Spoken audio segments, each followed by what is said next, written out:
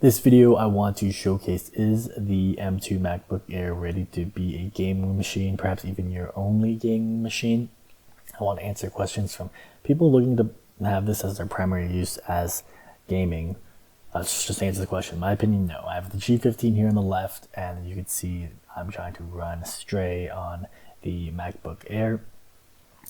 Just literally comparing how the gaming experience is on a MacBook versus the G15. This goes down to not just having Apple Silicon, but also just the macOS software in general. From a macOS perspective, not a lot of games are supported, and so to get Windows games, you have to either use crossovers or parallels.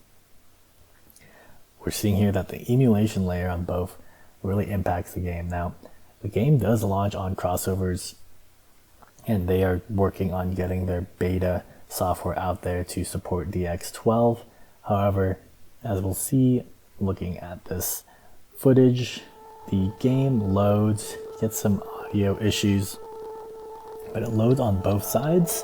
But then what happens is you're gonna get just graphical interface errors. So here you can't see the logo, you can't see any of the graphics, the text does appear, so it gives you hope that hey, maybe DirectX 12 is getting support. But then as soon as we kind of launch into the game and get the intro credit, we see from both devices that really none of the graphics work and you're kind of SOL. So, a lot of things you'll have to do with macOS is that you have to check out other people's websites, check out other YouTubers. There's a great guy, Andrew, who posts a lot of content, and then there's like an Apple Mac gaming guy who also tests games. You gotta really follow both their things to see how it works out. So really cutting into the footage, really this game, I guess, taxes the software or OBS. I, of course, recorded this as a 4K footage with 3 simultaneous streams recording at the same time. So that could be as expected, though I'm not exactly sure why the NVIDIA encoder should work properly. Suffice to say that I don't have any footage to show, but it was playing. Even if I switch back to the A6000, it was recorded on G15. The point of this is to show that, hey, you're getting 54 frames per second, the recording is stuttering, but it worked. Whereas if we switch over to the MacBook Air, you can't even play it because it's just black screen. The next game tested was Elden Ring. So here, another issue with MacBook gaming is that something to be aware of. On the Apple Silicon M1, M2 devices, you're unable to get past Easy Cheat. There are supposedly some workarounds you could do, such as configuring the Start Protected Game exe to run Elden Ring. However, just on a G15, it just runs and loads.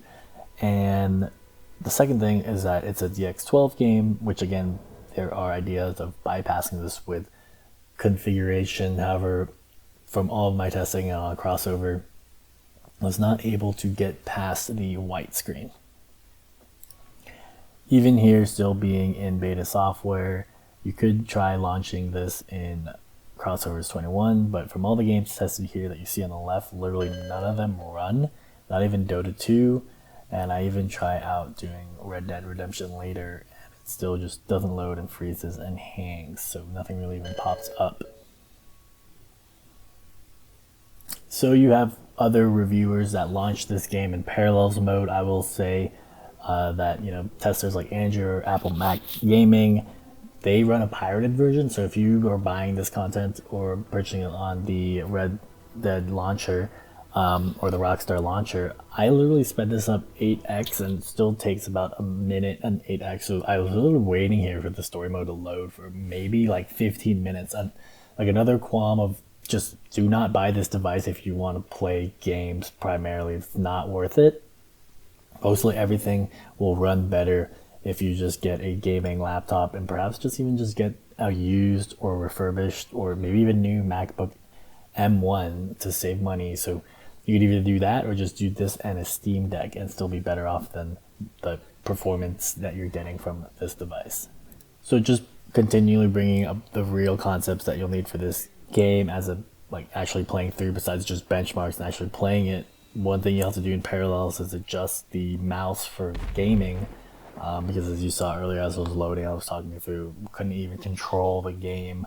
So it messes with something with the mouse acceleration, but then you get the performance you're seeing here with a purchased version, not a cracked version. So the 90 FPS stuff that you'll see on other YouTubers is from, again, a cracked version and also running on crossovers.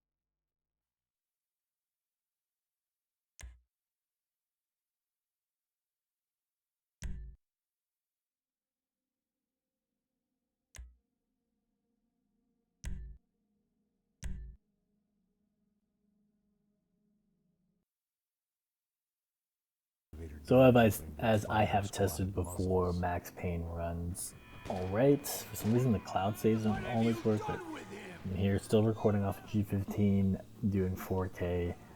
So that's the footage you're seeing here. It's getting 60 FPS, so with all the parallel games that run, like GTA 5 doesn't run as well, but this game runs pretty fine. So it plays through kind of up until the garage, getting 60 FPS, but it's at a pretty low resolution. And as you're seeing, you're still getting frame rate drops and stuff of that nature. So just a thing to consider on this device. So I'm going to show some gameplay footage and just give a wrap up at the end of the video. Feel free to use the video chapters to check that out.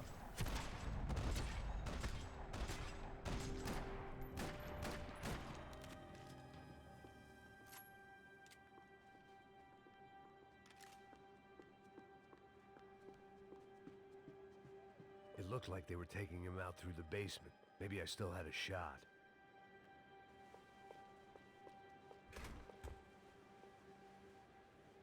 Rodrigo was too rich a prize for them.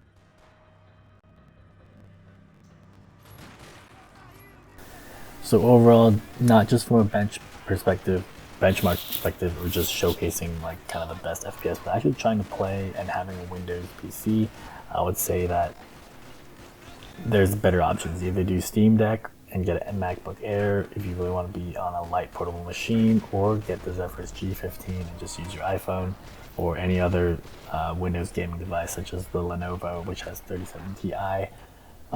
You're going to be able to use the NVIDIA encoder, which should help with streaming and or recording content. And then not only that, I prefer NVIDIA dedicated graphics cards to kind of do some work. So basically, to wrap it up, crossovers may get there. Metal 3 support on the new macOS beta or new macOS software might get you somewhere as well. But in the state of gaming, like straight up right now, it's just not there yet. Not an enjoyable experience. Not that great to play. And on top of that, just some games don't even load. So that's my take on just a straight up benchmark testing, trying to play some games. Crossovers is trying to get there with DX12 support. Parallels has been eerily quiet on what they're going to do to support DirectX 12. So you're really best off, just sticking with native macOS games either through supporting Apple Silicon or Rosetta emulation. If you guys have any comments, questions, or concerns, feel free to leave some links below. I'm going to be playing the new Stray game.